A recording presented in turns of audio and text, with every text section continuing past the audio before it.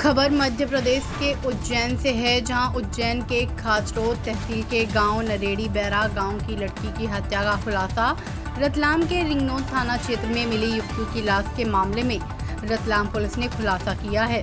मृतका सविता राठौर की हत्या उसके ही रिश्तेदार पिंटू पिता कालू सिंह राजपूत ने की थी। आरोपी भारतीय सेना की फील्ड रेजिमेंट में जवान है और द्रास सेक्टर में पोस्टेड है। आरोपी पिंटू राजपूत मृतका सविता का दूर का रिश्तेदार है और बीते 3 वर्षों से दोनों के बीच प्रेम संबंध थे। जून 2023 में आरोपी पिंटू की शादी हो गई थी, जिसके बाद सविता उससे रुपए के लिए दबाव बना रही थी। इसके बाद आरोपी पिंटू ने योजना बनाकर उसकी हत्या कर दी। मध्य प्रदेश के उज्जैन से मुरलीदास बैरागी की रिपोर्ट। सर, कुछ घटनाक्रम सामने आया है रिंगनौद थाना क्षेत्र अंतर्गत 1 अप्रैल को एक अज्ञात लाश मिली थी, जो निर्वस्त्र हालत में एक महिला की लाश थी, जिसका गले पे चाकू मारा हुआ था।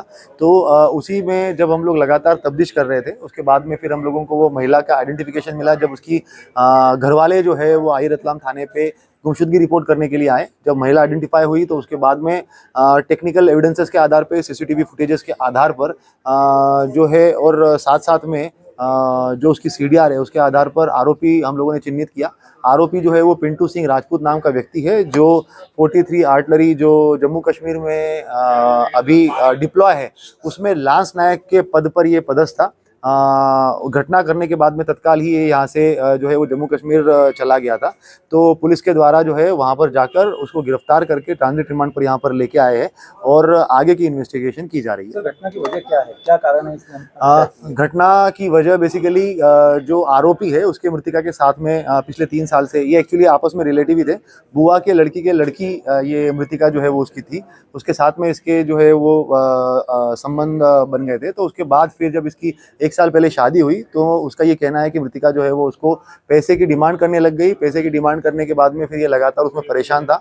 कुछ 1 से 2 बार उसके द्वारा जो है वो उसमें पैसे भी ट्रांसफ़र किए गए हैं, मगर फिर एक दिन पहले, घटना के एक दिन पहले इसने डिसाइड किया कि उसको जो है ये मार देगा और उसके बाद में फिर इसने घटना को अंजाम दिया है। सर, आरोपी की पत्नी का भी इसमें इन्वॉल्वमेंट आया है? आरोपी के बयान के अनुसार जो है वो जब इसने घटना करी है उसके बाद में फिर ये घर पे गया। घर पे जाने के बाद में फिर पत्नी को डॉक्टर को दिखाने के बहाने जब ये लेके आया है तो उसके बाद ये एक बार घटना स्थल पे भी गया है। उसने अपनी पत्नी को बताया, फिर दोनों ने साथ में मिलके ही जो है वो कपड़े और वो सब सबूत नष्ट करने के लिए प्रयास किया है।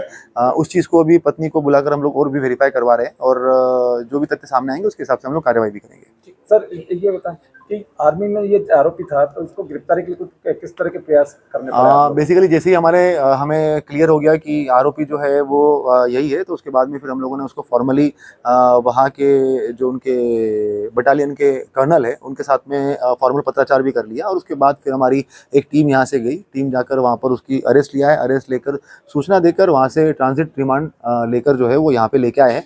आज कोर्ट में पेश करके अग्रिम कार्रवाई की जाएगी। ठीक सर।